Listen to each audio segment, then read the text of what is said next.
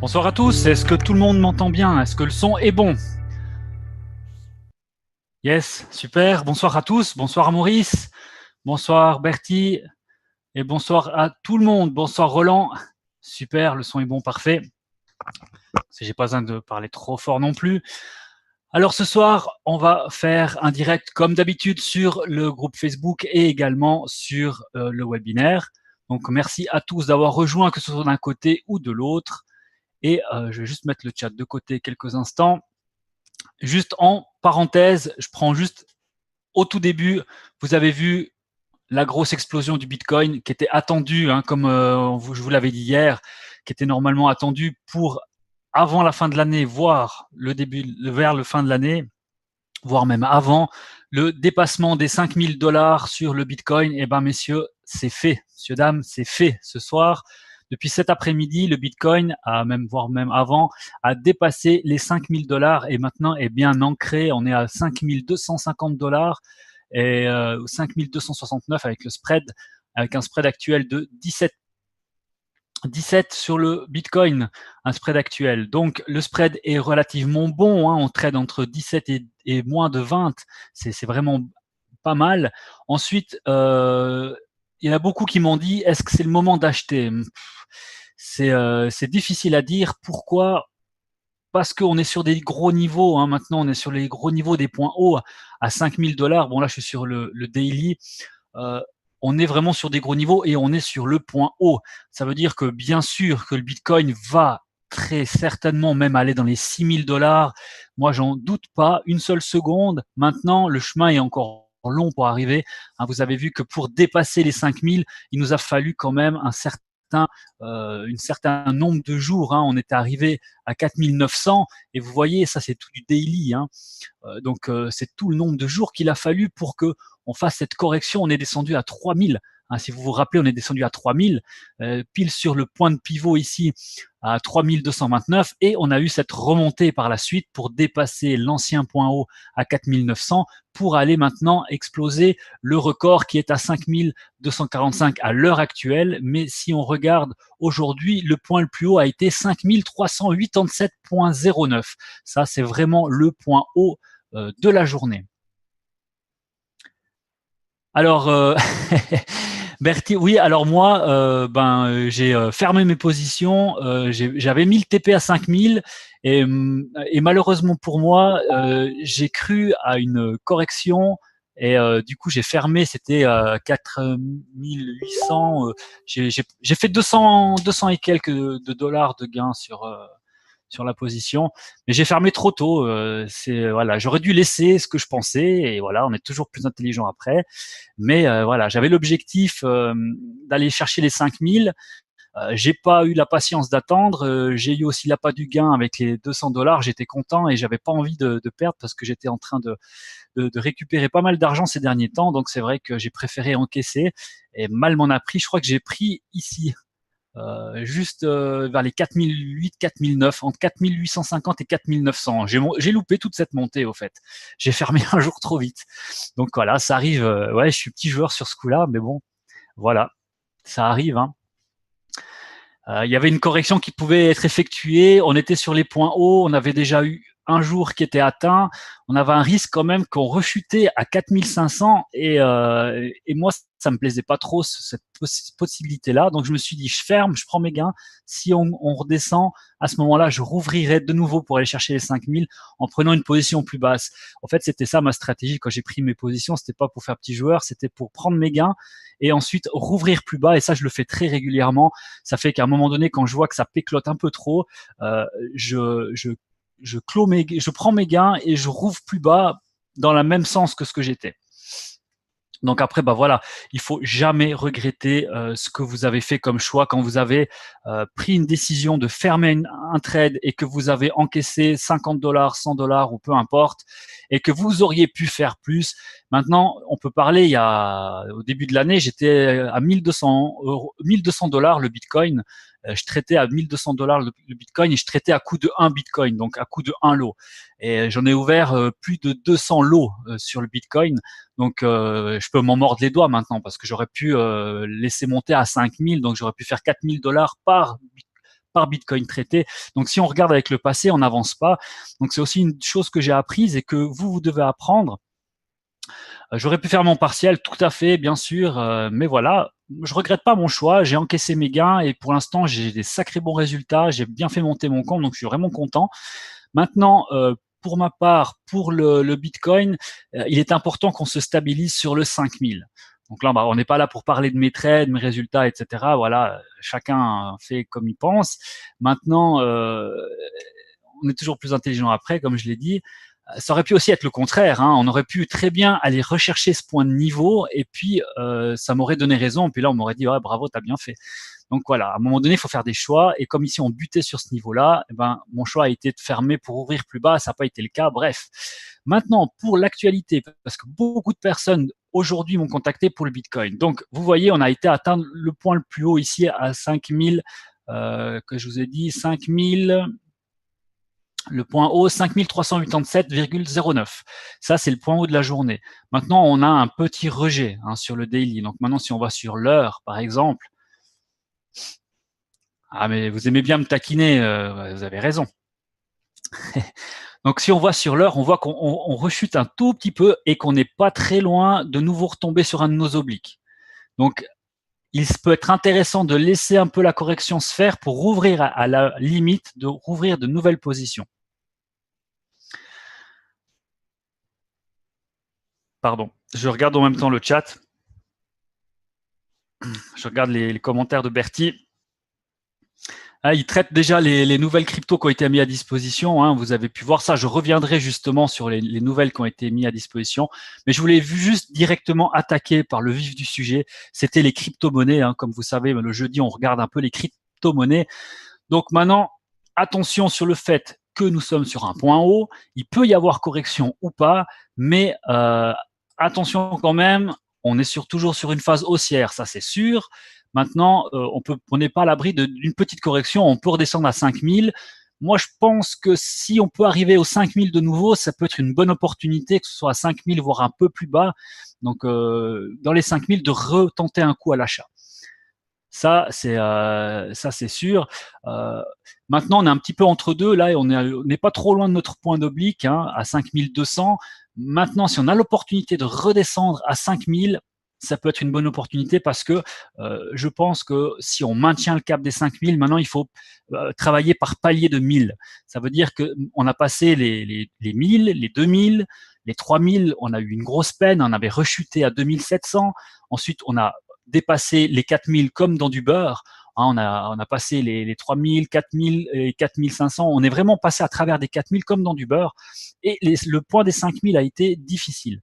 On a vu qu'il a fallu quand même un peu de temps. Ça reste du court terme, bien sûr, mais il a fallu un peu de temps pour venir vraiment les casser, ces 5000. Il a fallu un peu de temps. Donc maintenant, il faut juste observer si ce niveau des 5000 est bon, si c'est bon, cette fois-ci on l'a passé, pas qu'il rechute de nouveau en dessous des 4900, 800, etc. C'est important de voir qu'on tient le cap des 5000. Et à ce moment-là, on peut viser la tranche entre les 5000 et 6000 de nouveau. On peut passer à un cap et un palier supplémentaire, comme on l'a eu fait pour les 1000, 2000, 3000, 4000, etc. Ça, c'est un conseil que je peux vous donner.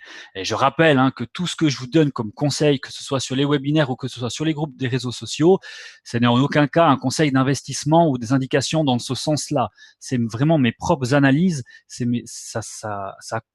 Ça concerne que moi. Moi, je vous donne des indications par rapport à ce que je pense et vous êtes libre de votre trading si vous voulez le suivre ou non, la façon que je fais ou d'autres personnes qui vous indiquent aussi des conseils.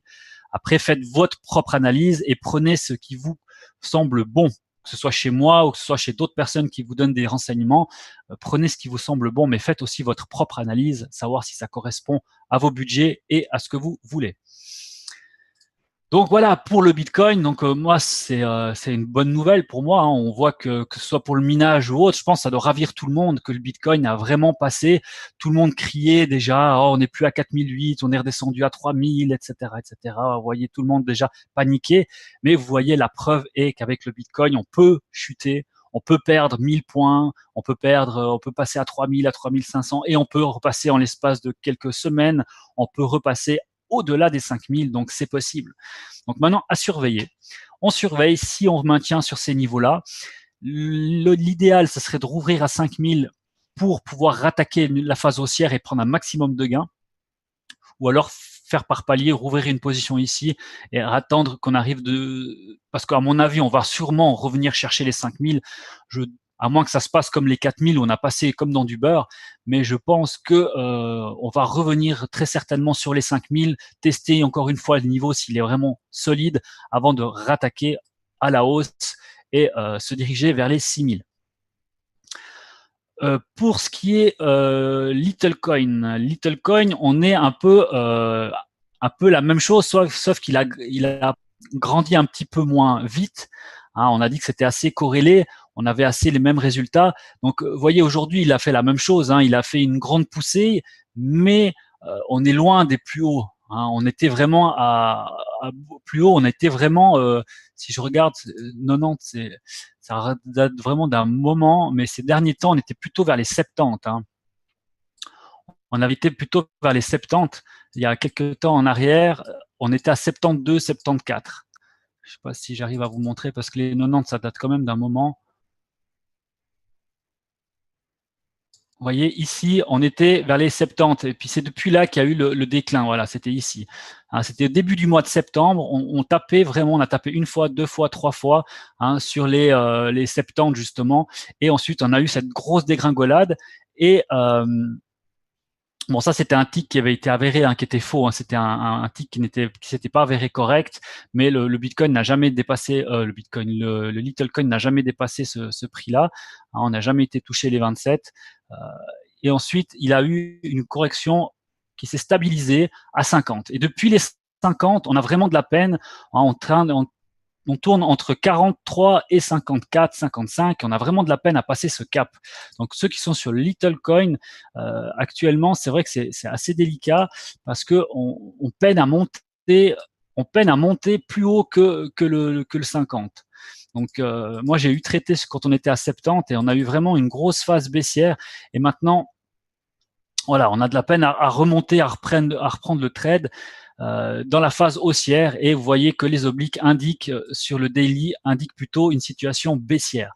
Donc même si on a parlé que c'était corrélé, hein, on voit qu'aujourd'hui on a eu aussi une poussée haussière comme le Bitcoin. Juste remontrer le Bitcoin là sur le daily pour vous montrer que c'est aussi la même chose. Hein. On a eu cette grosse poussée, mais le Bitcoin est beaucoup plus fort. Donc le Bitcoin a vraiment dépassé ses points hauts, ce qui n'est pas le cas sur le Littlecoin, qui lui n'a pas dépassé ses points hauts, étant donné qu'on est encore loin des points hauts, on a encore une belle marge de progression. Et si vous voyez, on a été, moi ça fait un moment, hein, j'ai pris le point bas, mais c'était pas le bon point bas. Il faudrait que je le reprenne parce que ça ne veut plus rien dire mon analyse ici, vu qu'on m'avait donné l'explication que le prix n'avait pas été descendu jusque-là. Donc voilà pour le Littlecoin. Maintenant, on peut regarder l'Ethereum. L'Ethereum, c'est pareil. Donc sur le daily, on est également sur une phase baissière, sur des canaux qui sont baissiers, mais on est sorti de ce canal. Si vous voyez, le canal il est ici, et là on est sorti de ce canal et on peut espérer passer au-delà maintenant et revenir chercher nos points hauts, étant donné que là on est sur les 300 et franchement ça fait un bon bout de temps qu'on zone dans cette zone, voilà, si je peux le dire, on zone dans la zone des 300, on reste tout le temps dans cette range, elle est vraiment très solide. Moi, franchement, j'ai pas vraiment traité l'Ethereum parce que justement, et ça bouge pas pour l'instant, ça reste vraiment dans ces 300, 290, 280, 300, 313. Ça va un peu, il n'y a pas vraiment de gros mouvements, il n'y a pas vraiment de gain à aller chercher pour l'instant. Il est en train de se chercher s'il allait casser dans le sens haussier ou baissier. Donc du coup, moi, je l'observe. Moi, je pense que vous pouvez faire la même chose, l'observer. Et on a un tout nouveau, c'est le Ripple. Donc le Ripple, ça avait été beaucoup plébiscité, demandé. Donc le Ripple, on est vraiment bas, hein, on est à 0,24. Hein, je crois qu'on est descendu à 0,16, sauf erreur, il y a quelques temps en arrière. Donc, sauf qu'ici, on n'a pas l'historique, parce que l'historique est depuis dimanche. Hein. Chez nous, on n'a pas l'historique complet du Ripple sur la MT4, vu qu'il a été lancé chez Omega Trade depuis peu. Hein, ça, c'est toutes les nouvelles crypto-monnaies en jaune qui sont en bas, qui ont été lancées le dimanche. T'es rentré toi à 0,17. Ah bah nickel. Tu dois être content. Moi, du coup, je suis aussi en train de un peu le tester, voir ce que ça vaut, etc. Donc, on a 15 points de spread, mais vous voyez, on n'est pas sur des francs ou des dollars. Je veux dire, on est à 0,24. Si vous voulez, le Ripple, c'est un petit peu comme le Bitcoin tout au début. Moi, j'ai des amis que je connais, ils ont fait des Bitcoins alors qu'il était à quelques 15 ou 20 cents. Hein, il était même pas à 1 dollar le Bitcoin. Donc maintenant, le Ripple, il peut être amené ou pas à devenir prochainement une grande crypto-monnaie. Donc maintenant, si on vit sur le long terme, on peut faire des gains assez extraordinaires s'il décolle. Maintenant, il faudra voir le temps qu'il va mettre pour décoller. Actuellement, on est aussi dans une zone entre 0,25 et 0,23. Vous voyez, on fait en haut, peu en haut, en bas. Il n'y a pas beaucoup d'argent pour l'instant à se faire, étant donné que ça bouge un petit peu, mais sans plus. Hein. Donc, si on regarde sur le daily, on a peu d'historique, comme je vous l'ai dit, on a peu d'historique. On est parti à, comme il l'a dit Bertie, on était vers les 0,16-17. Hein, donc lui, il l'a pris là, il l'a pris au bon moment. Hein, bravo à toi. Maintenant, toi, tu peux laisser courir tes positions. Normalement, tu devrais être en gain. Ouais, moi, je l'ai. Là, je suis sur le daily. On a que quelques jours. Tu as combien de gains maintenant, Bertie, sur le Ripple, avec ton entrée à 0,17? Bon, on remercie Quentin qui t'a donné le tuyau. Le spread, ça va. Si tu regardes 0,24 à 0,26, tu peux considérer comme là, on est à 5000 dollars, on a 20 points. Ici, on est à 0,24 et on a 15 points. Moi, je trouve que ça va encore. C'est vrai que ça monte pas beaucoup, donc il n'y a pas le même mouvement que le Bitcoin, donc ça peut paraître élevé. J'ai lâché, je suis re-rentré à 0,22. Le swap, alors il est pas énorme. Non, le swap, alors moi j'ai fait des positions à 0,10, j'ai eu 9 centimes par journée, donc c'est rien. Hein. C'est rien du tout. 9 centimes, il y a bien des paires, des monnaies qui sont bien plus élevées que 9 centimes par jour. Donc 0,9, c'est rien du tout, hein, 0,9. Moi je trouve que ça tue sur la durée. Si 1 dollar en 10 jours, ah bah ça dépend tout après de la taille de position. Moi je suis rentré à 0,10 et j'ai eu 9 centimes par jour. Après, si tu rentres le mercredi, c'est x3. Hein. Donc attention aussi à penser à ça. Si vous voulez faire des positions longue durée, essayez d'éviter de rentrer le mercredi soir à 22 heures ou en fin de journée ou autre, parce que vous savez qu'à 11 heures, à 23 heures heure de Paris, vous avez le spread qui est le swap qui est x3 le mercredi pour compenser les 7 jours de la semaine, si vous voulez.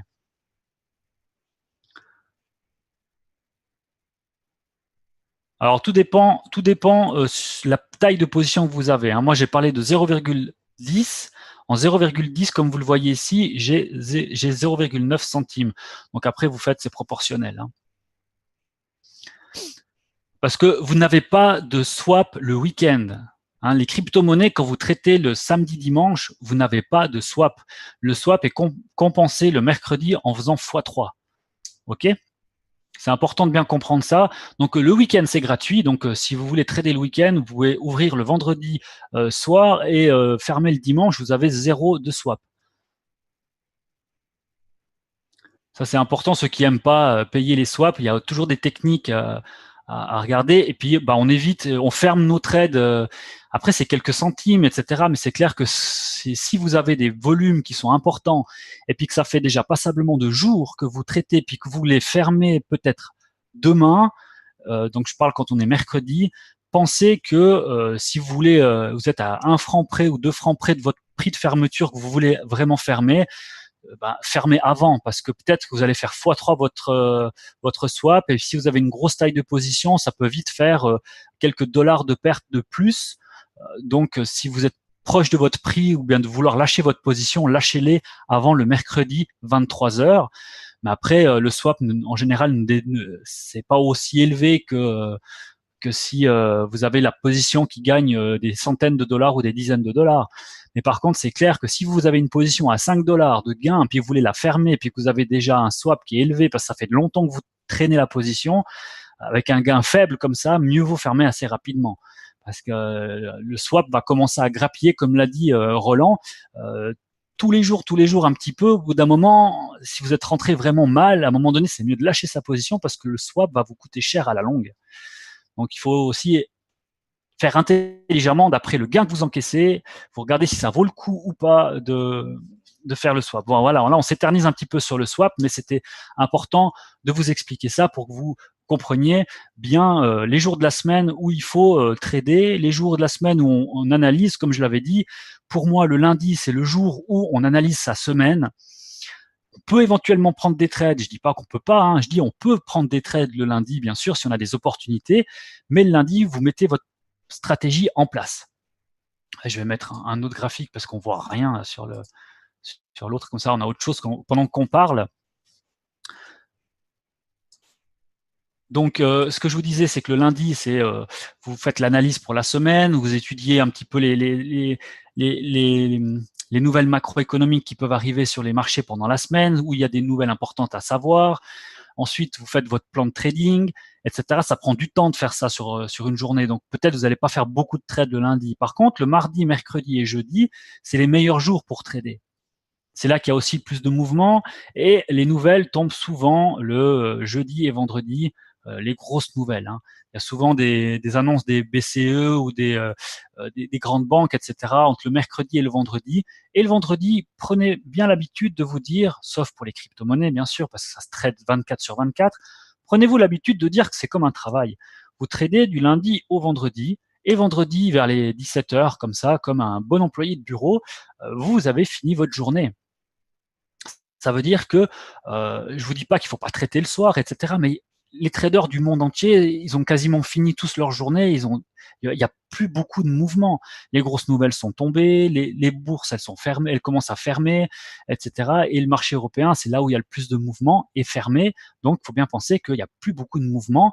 Donc, c'est pas là que vous allez faire les meilleures opportunités sur le marché. Je dis pas qu'il y en a pas, je dis simplement qu'il y en a moins. Et après, le week-end, vous pouvez aussi traiter les crypto-monnaies, même que ça bouge un petit peu moins, mais vous avez aussi l'opportunité de le faire et sans swap. Voilà, ça c'était pour les informations pour les cryptos. On regardera à l'avenir également si ça vous intéresse de voir les autres. Hein. Il y en a vraiment tout plein d'autres. Hein. Il y a le Zcash, il y a donc on avait dit le Ripple, que ce soit en dollars, le Ripple en euros.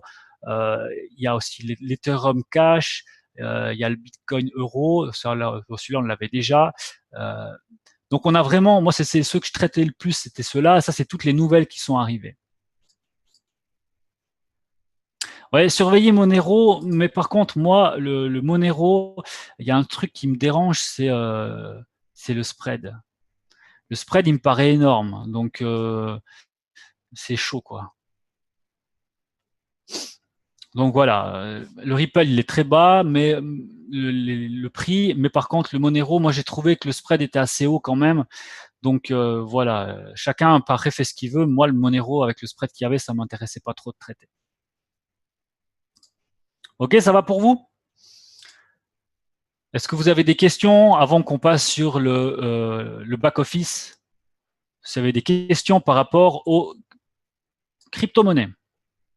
Ou est-ce que c'est bon pour vous?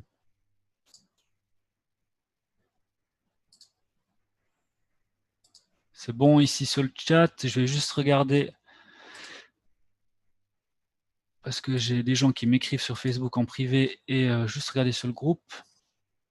Si vous me laissez quelques petites secondes, ça prend un peu plus de temps hein, de regarder sur les deux en même temps, mais là je vois que ça va, il n'y a pas grand-chose, il n'y a pas de questions sur Facebook. Parfait, on continue. Bon aussi pour Christian. Christian, ton problème de mail, hein, si jamais on est toujours dessus, si jamais n'hésite pas à nous relancer sur le support. Si jamais tu n'as pas de nouvelles, n'hésite pas. Je sais qu'il s'était encore en train d'en parler aujourd'hui. Hein, je profite que tu es en ligne pour dire que le support ne t'a pas abandonné. Il y a un programmeur qui était en train de parler encore aujourd'hui de ton adresse mail avec le support. Donc, c'est toujours d'actualité. Ils sont toujours dessus. C'est vrai que ça bloque un petit peu de son côté pour ton mail. Mais on va arriver au bout. T'inquiète pas. Voilà, petite dédicace pour toi ce soir. Hein. Alors, maintenant, je vais vous partager l'écran sur la plateforme. 2 petites secondes. Voilà. La plateforme, il y a eu des nouveautés, donc je vais parcourir assez globalement. Hein, vous avez vu les points de fidélité. Les points de fidélité, je veux bien le préciser, c'est de l'argent qui va vous être distribué cash. D'accord? C'est de l'argent cash. Ça veut dire que plus vous traitez, que ce soit en copiant ou que ce soit en tradant manuellement, plus vous copiez, plus vous tradez, plus vous allez augmenter vos lots de points de fidélité. Et à la fin du mois, vous allez recevoir de l'argent cash sur votre compte qui va vous permettre de traiter encore plus ou alors de retirer cet argent. Ça, vous considérez que c'est comme une rente. C'est pareil, c'est proportionnel à ce que vous faites. Vous n'avez plus besoin de dépendre d'une communauté, vous n'avez plus besoin... normalement, ça correspond, 158 lots correspond à 158 $. Il y a un tableau qui a été fait. La règle, c'est traiter. Il n'y a pas de règle plus pour l'instant. C'est plus tu traites, plus tu gagnes. Donc après, on ne traite pas uniquement dans le but d'avoir cet argent. C'est simplement, oui, ça c'est transféré après sur le compte. C'est simplement la cerise sur le gâteau. Ça veut dire que pour vous récompenser, il n'y avait aucune obligation de la part du broker de le faire, parce qu'ici, on n'est pas dans un marketing de réseau, on est chez un broker qui vous offre un service pour faire du trading. Et ça, écoute, tu as 170 points, le calcul et tout ça, Bertie, on verra ça, je vais faire un webinaire consacré à ça, quand j'aurai aussi également plus d'informations à ce sujet du pourquoi, comment c'est calculé, comment ça va être distribué, quand, quoi, comment. Tout ce que je sais pour l'instant, c'est que plus tu traites, plus tu vas gagner, plus tu vas cumuler des points, et ces points vont correspondre à un tableau qui va vous être reversé une fois par mois sur votre compte, tout simplement. Donc, franchement, c'est une bonne nouvelle parce que vous n'avez pas besoin de dépendre d'une communauté. Ça veut dire que si, je dis un exemple, Bertie, lui, traite beaucoup, et puis que Roland traite moyen, et puis Christian, il traite peu, eh ben avant c'était proportionnel, soit certes par rapport à ce que vous faites, mais on dépendait aussi de la communauté. Ça veut dire que si l'ensemble de la communauté avait beaucoup tradé, on avait une belle rente, et si l'ensemble de la communauté avait peu tradé, on avait une petite rente, même si quelqu'un avait traité 10, 15 fois plus que la communauté, eh ben lui il était perdant parce qu'il avait une petite rente. Tandis que là, si tu traites beaucoup, eh ben tu auras beaucoup. Si tu traites peu, bah, tu auras peu. Si tu traites moyen, bah, tu auras moyen. Et ça dépendra que de vous. Ça veut dire qu'il ne faut pas vous mettre une pression sur le fait qu'il faut traiter un maximum pour gagner des lots de fidélité. C'est simplement, ça va venir tout seul, ça va se cumuler tout seul et ça va vous être donné à la fin du mois. Vous allez avoir une petite rente, une ristourne si vous voulez par rapport au lot que vous avez traité. Voilà. Prenez vraiment comme ça et non pas comme un objectif à tout prix, traiter un maximum de lots parce que c'est comme ça que vous allez faire sauter vos comptes. C'est vous ne vous concentrez plus sur votre trading, mais vous vous concentrez sur le volume. Et c'est une faute qui est vraiment importante, c'est de plus se concentrer sur le volume, mais sur se concentrer sur sa qualité de trading. Voilà, c'est vraiment le message que je vais vous faire passer. Prenez ça comme un plus et non comme un objectif premier. L'objectif premier, c'est la qualité de votre trading et le service aussi que le broker va nous offrir pour justement avoir une qualité de trading meilleure. Donc ça, on en a discuté également. Vous avez le spread qui a diminué.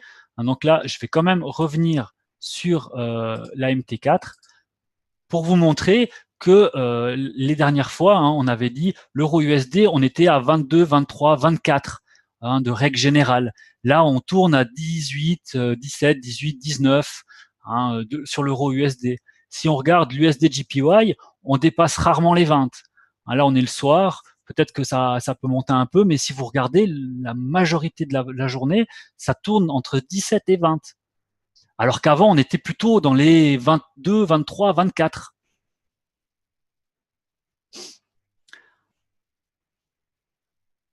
L'USD4, vous voyez, on a les paires principales. J'avais un peu trié, moi, les paires qui étaient intéressantes pour moi, etc. Vous voyez, là, l'euro USD, on est descendu à 16. La UD USD, on était à 21, à 20. On a vraiment des spreads qui sont intéressants maintenant. Et pour la question des spreads, il y a aussi une réduction du spread qui va être faite pour les comptes du second niveau. Si on peut appeler ça les comptes du second niveau, ça veut dire que si vous avez un compte qui a plus de 5 000 $ de solde, je parle bien de solde, pas de dépôt, ça veut dire que vous avez gagné de l'argent, vous avez fait des dépôts, peu importe, vous arrivez avec un solde sur un compte, ce compte-là va avoir une réduction de spread encore. Vous allez avoir encore une réduction de spread parce que vous passez au niveau 2 votre compte de trading. Et vous avez aussi le niveau VIP où là, vous avez une réduction encore supplémentaire des spreads. Et là, il faut avoir des conditions de solde encore un peu plus élevées. Et ça, on reviendra plus en détail le moment voulu. Mais que vous sachiez que on peut améliorer sa façon de trading d'après son objectif.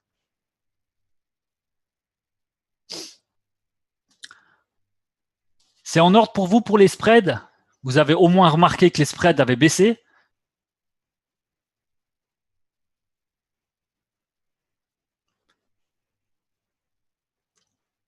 Alors, Christian, pour la question des lots, c'est remis à zéro donc chaque mois.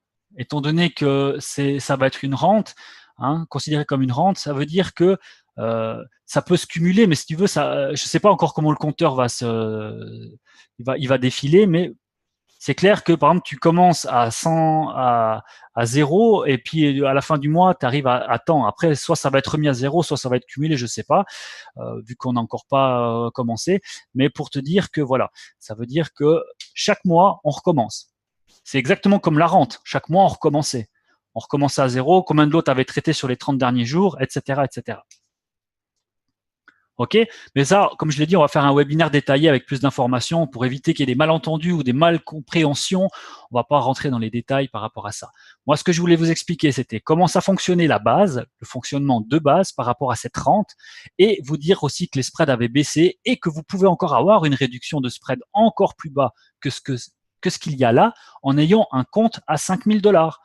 Et maintenant, vous savez tous, pour traiter confortablement, entre 2 000 et 3 000 $, c'est vraiment, on va dire, la base. Parce que vous pouvez traiter des lots plus importants, vous pouvez gagner plus facilement de l'argent, vous avez des conditions de spread qui ont baissé, donc vous avez aussi eu des connaissances. Maintenant, depuis 2 ans que vous apprenez, que ce soit avec Eric, moi ou d'autres informations que vous avez prises ailleurs ou privées, vous avez des notions maintenant du trading qui sont beaucoup plus importantes qu'il y a 2 ans en arrière. Quand il y avait 2 ans en arrière, vous ne savez même pas ce que c'était un spread, vous ne savez pas ce que c'était un swap, vous ne savez pas ce que c'était un support, une résistance, vous n'aviez jamais entendu parler de la Fibonacci.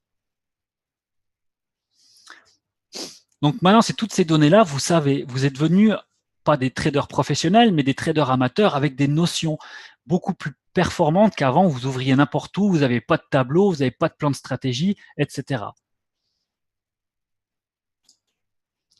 Donc voilà, je vais juste revenir maintenant sur le back-office.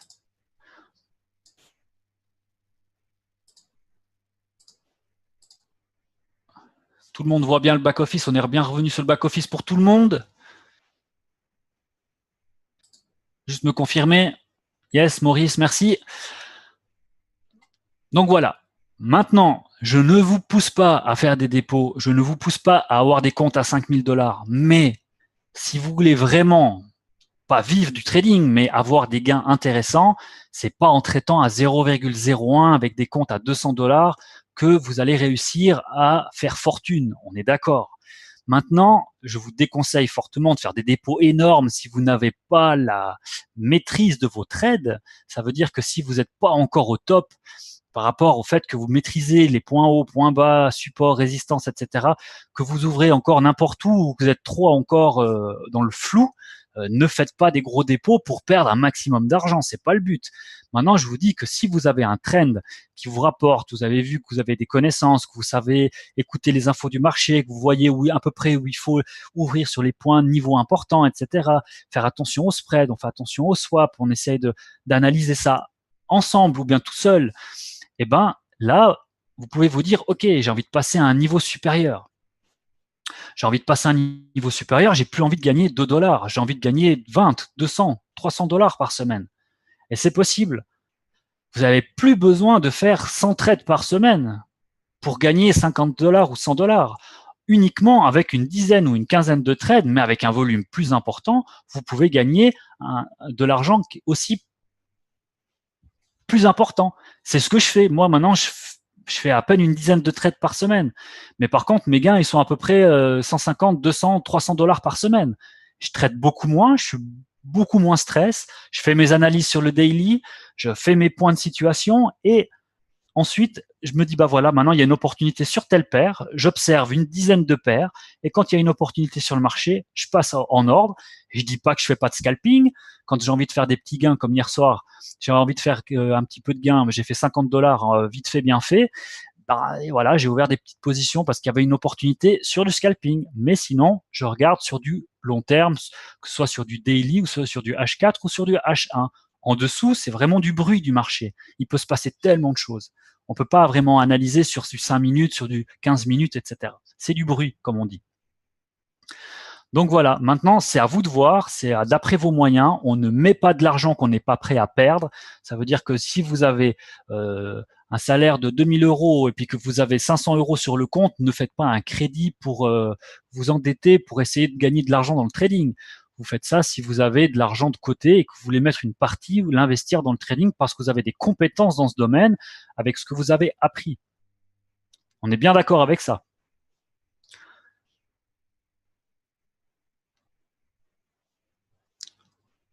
Maintenant, les filleuls directs. Les filleuls directs vont vous rapporter de l'argent cash également. Ça veut dire que quand un filleul va faire un dépôt, vous allez gagner de l'argent sur la ristourne jusqu'à hauteur de 500 dollars. Le plan, ça n'a pas été encore mis par écrit, envoyé, etc. On n'a pas encore commencé, mais le plan qui était annoncé de base, c'était bien de vous proposer justement de gagner plus d'argent, certes sur moins de niveaux, mais vu qu'on a dit qu'on n'était pas du marketing de réseau, mais qu'on était là pour se faire de l'argent en tradant et avoir un bonus, mais qui était important, ce bonus, est-ce que vous préférez gagner 1 centime par trade sur 5 niveaux de vos filleuls, ou bien vous préférez gagner un pourcentage sur son premier dépôt qui peut représenter jusqu'à 500 dollars. J'aimerais juste prendre la température par rapport à vous ce soir, sans vous pousser d'un côté ou de l'autre, mais pour vous, est-ce que vous préférez avoir un centime sur chaque trade que votre équipe va faire sur 5 niveaux, ou bien vous préférez avoir un pourcentage jusqu'à la hauteur de 500 dollars sur votre filleul direct. Peu importe, je parraine pas, bah voilà. Toi, tu parraines pas, toi, tu trades pour toi, donc toi, tu veux avoir des conditions de trading qui sont améliorées et ça te permettra d'avoir des meilleures conditions, si je comprends bien Bertie. Donc voilà, on étudie vraiment le cas par rapport à ces deux solutions. On étudie vraiment le cas par rapport à ces deux solutions et une proposition vous sera faite par rapport à ces plans de parrainage. Et donc, comme je vous l'ai dit, normalement, vous pouvez toucher jusqu'à 500 dollars sur votre level 1 et vous touchez 10% des commissions de votre level 2. Je vous explique. Christian aussi pense que 1%, ça serait mieux. Je vous explique. Je parraine Christian. Christian fait un dépôt de 500 dollars ou de 1000 dollars. Si je touche du 20% dessus, admettons 20%, ça vous donne 200 dollars. On est d'accord? Non, ça vous donne sur 20%, ça vous donne 200 dollars, oui. 200 dollars, ça vous donne sur le niveau 1. Maintenant, Christian parraine Bertie, qui lui dépose aussi 1000 dollars. Christian va gagner 200 dollars parce qu'il va gagner le 20% du dépôt de Bertie. Et moi, étant donné que Bertie serait mon niveau 2, je gagne 10% de ce que Christian gagne. Donc Christian a gagné 200 dollars grâce à Bertie. moi, étant le parrain de Christian, je gagne le 10% de ces 200 $, soit 20 $. Tout ça parce que Christian a parrainé Bertie. Vous voyez ce que je veux dire? Donc, sur 2 clients qui sont rentrés, qui ont fait un dépôt pour commencer à trader, le level 1, donc vous touchez sur le level 1 et le level 2, 220 $ sur 2 dépôts. C'est quand même plus intéressant si vous dites à votre ami, votre femme, etc., quand il y a beaucoup de gens ici qui ont plusieurs comptes, que ce soit femmes et autres, vous pouvez faire des dépôts et gagner une ristourne par rapport à ça. Donc voilà par rapport aux commissions de filleul. Ça semble plus sûr parce qu'on ne sait pas si les filleuls vont continuer à le trader. Donc voilà, c'était pour marquer le coup, comme on dit. C'est exactement la même chose. C'est pas l'objectif de parrainer un maximum. C'est juste l'objectif de mettre un peu de l'eau dans son vin, de mettre un peu la cerise sur le gâteau, si vous voulez. Ça veut dire que vous avez une rente qui va vous donner de l'argent par rapport à ce que vous tradez. Si vous parrainez des amis ou des gens qui sont intéressés par le trading, ou alors vous discutez sur des plateformes de trading, puis vous dites, ah bah viens chez moi, parce que tu sais, moi j'ai un spread qui est intéressant, est-ce que ça t'intéresse de venir voir, etc. Ah ouais, moi je suis à 2,4 sur l'euro USD. Ah, puis moi, je suis à 3 points sur l'euro USD chez tel broker. Ah, bah, moi, je suis à 0,9 ou je suis à 1,5 parce que j'ai des conditions de trading X, Y, parce que j'ai tant d'argent sur mon compte, etc. Viens, je te présente la plateforme, etc. Ça peut prendre 5 minutes. Après, on sent l'âme ou pas de le faire. Ça, c'est libre à chacun. Viens chez moi, j'habite chez une copine. Ça, c'est Renaud, hein. Tu peux pas me coller sur ce chanteur parce que franchement, je l'adore. Bref, on va pas parler musique. Voilà, pour revenir sur les filleuls, on l'a fait. Sur l'explication des lots, on l'a fait. Maintenant, les comptes de trading, très important, rien n'a changé par rapport à ça. Hein, vous pouvez vous connecter sur myomega.trade. Hein, vous ne pouvez pas voir de différence. Les couleurs ont changé, mais c'est exactement la même façon de gérer son compte. Hein. Vous pouvez mettre un nom, vous voyez tout ce que vous possédez sur vos comptes. Vous pouvez faire action, pas action vérité, mais action dépôt, transfert, retrait historique et changer de mot de passe. Donc, vous avez exactement comme avant la plateforme de trading si vous voulez directement accéder à la plateforme de trading, ou alors vous allez directement sur votre MT4 qu'on a regardé tout à l'heure sur la plateforme. Rien n'a changé. Devenir master, donc proposer sa stratégie aux gens de la communauté qui ne veulent pas ou qui attendent d'avoir une bonne stratégie qui leur permettra de gagner de l'argent parce qu'eux ne savent pas trader ou ne veulent pas ou n'ont pas le temps de trader. Donc, si vous avez l'opportunité de gagner de l'argent et puis vous dites ben, je veux faire profiter la communauté, vous serez payé en tant que master social en mettant un pourcentage ici sur les frais de performance. Et pour les copieurs, les frais de performance vous sont débités de votre compte à la fin du mois sur chaque trade gagnante, donc sur chaque trade qui vous a fait gagner de l'argent, vous aurez les frais de performance qui vous seront enlevés à la fin du mois. Et c'est pour ça que vous aurez plein de petites opérations où ça marquera peut-être 20 centimes, 30 centimes, 1 $, 2 $, d'après les gains que vous avez fait et le volume que vous avez fait, bien sûr. Vous avez un pourcentage qui sera pris sur le gain uniquement et sera crédité sur le compte du trader. Voilà. Sur le copy trading, on attend l'arrivée des comptes PAM avec impatience, donc on arrive à la moitié du mois. On rappelle que le broker nous a annoncé que sans faute, il nous présentera les comptes PAM à la fin du mois. Donc pour novembre, pour début novembre, on aura les comptes PAM qui devraient être en ligne. On attend tous avec impatience. Maintenant, ici, vous avez le classement que vous pouvez classer différemment, soit par numéro ici, ou alors par maximum, mois, âge et aujourd'hui. Moi, j'aime bien regarder le mois. On va mettre ce qui gagne. Le mois, pourquoi? Ça vous permet de voir la situation depuis le début. Donc, on voit que depuis le début, il est en perte. Si on prend le premier, par contre, depuis les 30 derniers jours, il est en gain de 77%. Et aujourd'hui, il a fait 0,61. Ça veut dire qu'il a récupéré toute la perte qu'il avait dû avoir, mais qu'il lui reste encore un petit peu pour être en positif depuis le début. Mais vous, ce qui vous intéresse, c'est pas savoir ce qu'il a fait ou qu'il perd de l'argent sur le total. Vous, c'est savoir comment il traite ces derniers jours.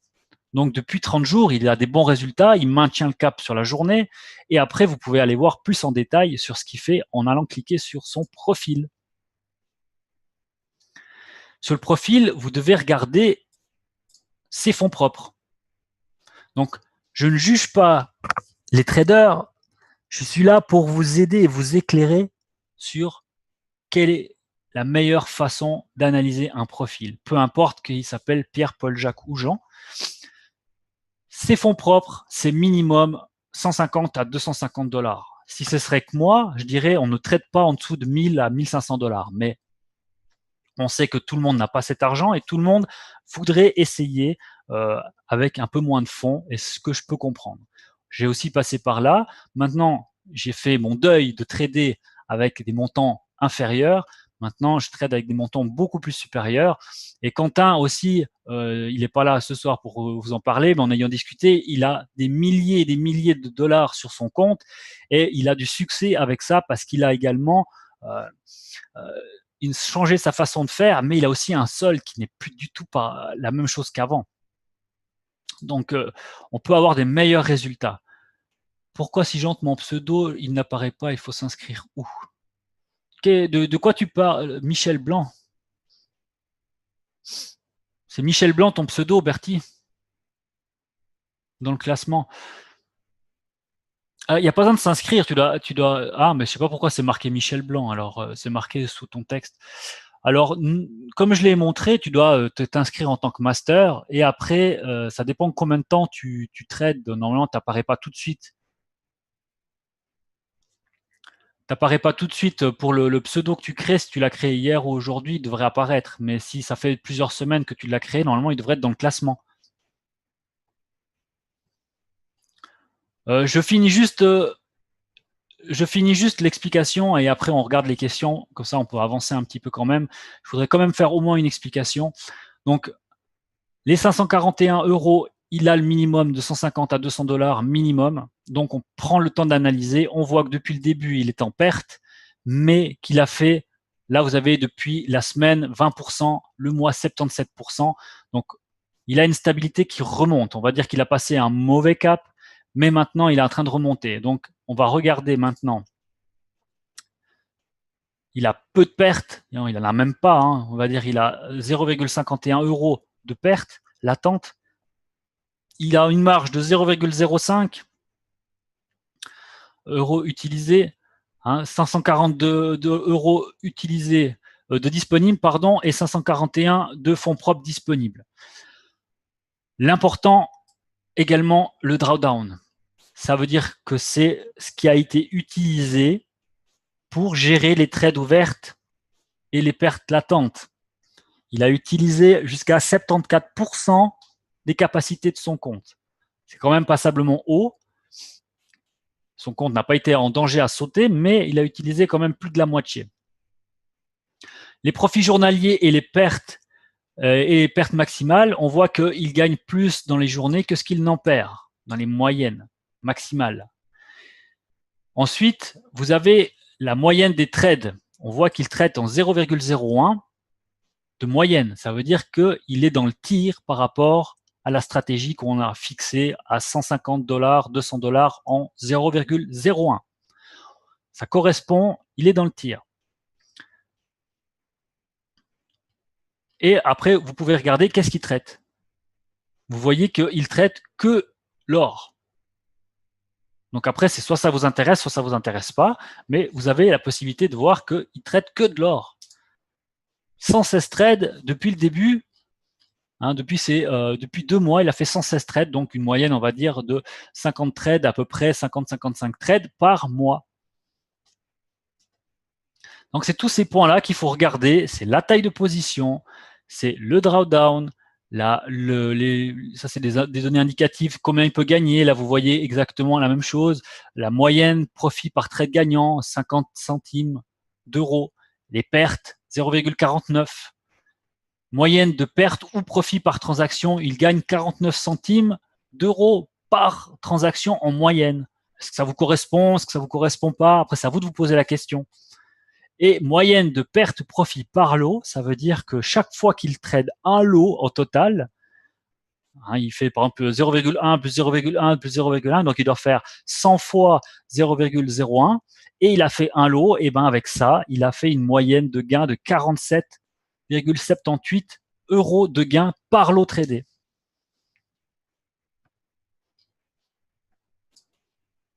Ah, je vais revenir sur le chat des questions.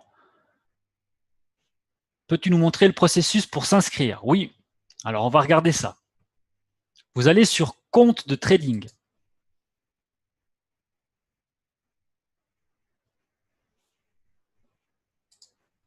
Première étape, compte de trading.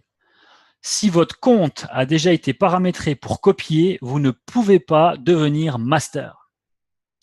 Si vous voulez devenir master, vous devez avoir ici le champ libre.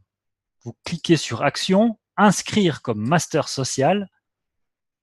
Vous mettez votre surnom, vous mettez l'investissement minimum requis pour débarrer une copie avec vous. Et je vous demande l'attention, c'est que vous devez faire attention si vous avez 1000 dollars de solde et que vous traitez en 0,01, n'allez pas demander 100 dollars pour vous copier parce que vous traitez avec la plus petite taille. Il faut être logique. Tout comme les copieurs, soyez logique. Vous regardez comme l'autre trader qu'on a regardé, il traite en 0,01 avec 500 euros.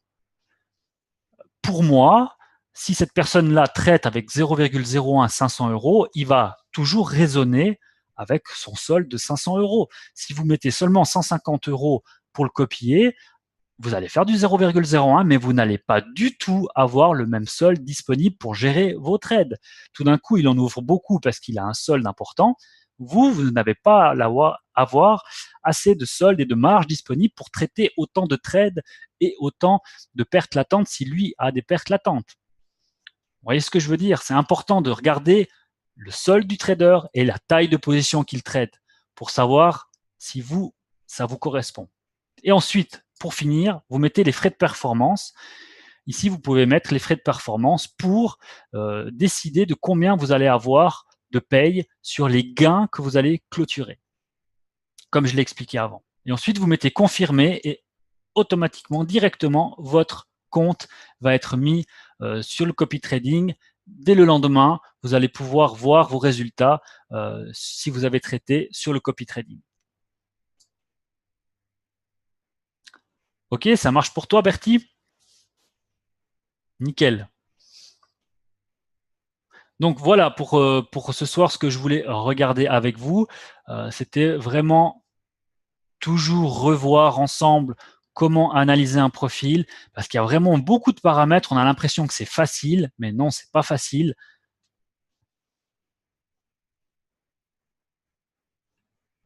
Bertie, t'as dit que c'était bon ou que c'était pas bon? T'as mis OK après non.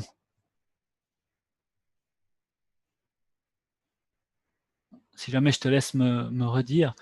Donc voilà, on croirait que c'est facile de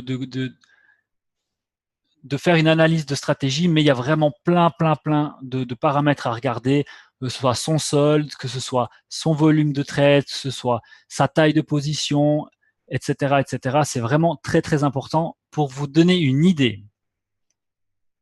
On va recommencer pour Bertie, il n'y a pas de souci. Donc, tu vas sur compte de trading, tu vas sur action et tu vas sur inscrire comme master social. Juste voir si tu suis bien.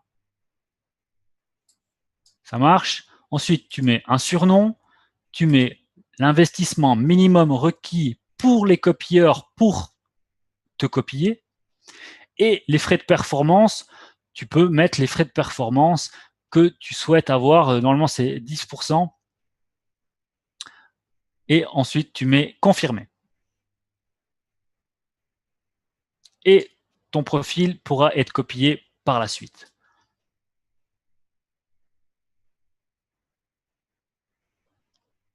Ok, cette fois-ci c'est bon. Yes. Voilà. Est-ce que vous avez différentes autres questions? Et si ce n'est pas le cas, moi je vais vous souhaiter une bonne soirée. Et on va se retrouver pour la fin, le début de semaine prochaine. Le pavé et pour le changement de performance, etc. bientôt fait. Le pavé. Tu entends quoi par le pavé?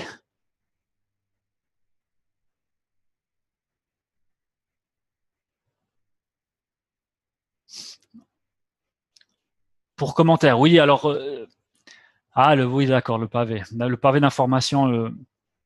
Oui, alors ça, j'en ai reparlé. Alors c'est vrai que il y a les quelques programmeurs qu'il y a, il y en a quelques-uns, mais ils sont tous occupés à faire beaucoup de choses. Donc ils ont mis par priorité. Moi, je suis pas avec eux, bien sûr, dans leur bureau parce que je suis pas du tout du même pays. Je sais que c'est toujours d'actualité, mais c'est pas encore fait. Je relance régulièrement ce sujet pour pas qu'on l'oublie. Donc, vous inquiétez pas, je l'oublie pas. On regardera pour faire les pavés, comme tu dis, pour mettre les commentaires, parce que je pense que c'est quand même important que le trader puisse expliquer un petit peu sa stratégie. Les frais de performance, exactement, c'est pour ça que j'ai dit normalement c'est 10%. On avait eu l'accord comme quoi on pouvait les monter à 20%. Donc, les traders qui veulent mettre 20%, je vous invite à faire un ticket au support et indiquer que suite au webinaire qu'on avait eu il y a quelques semaines en arrière, vous souhaitez mettre vos frais de performance à 20%.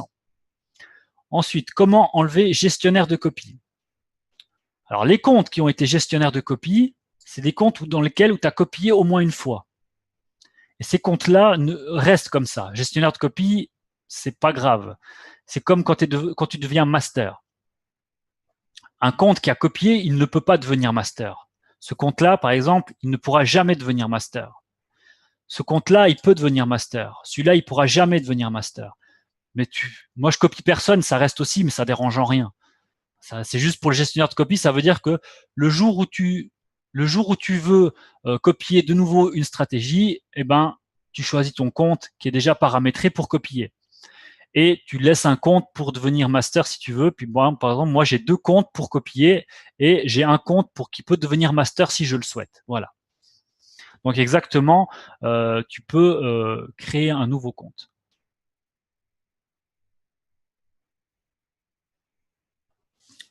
Bah, moi aussi, je copie personne, mais par contre, voilà, ça reste le type d'investissement gestionnaire de copie. Ça veut dire que si un jour tu veux copier quelqu'un, bah, tu as ce compte-là qui est destiné à la copie et l'autre compte qui est destiné à être copié.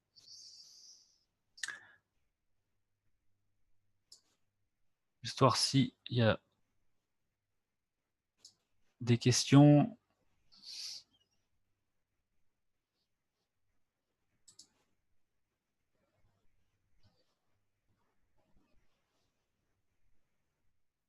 Ok, normalement, ça devrait être bon pour vous tous. Alors n'hésitez pas, si vous avez des questions techniques ou autres, si vous rencontrez des soucis ou des problèmes, c'est pas sur les réseaux sociaux qu'on les règle, c'est avec le support. Hein. Vous contactez le support, vous exprimez clairement et gentiment vos problèmes et quelqu'un va s'occuper de votre souci ou de votre question et vous répondre. Ok, contactez le support. Si vous êtes ici avec une boîte aux lettres, avec un mail, ça veut dire que le support n'est pas connecté online, mais que vous pouvez laisser un ticket, vous créez un ticket avec le maximum d'informations que vous pouvez avoir sur votre question ou souci. Sur ce, je vous souhaite une bonne fin de semaine, un agréable week-end et je vous dis à lundi pour le journal économique de la semaine prochaine. Bonne soirée à tous, bye bye.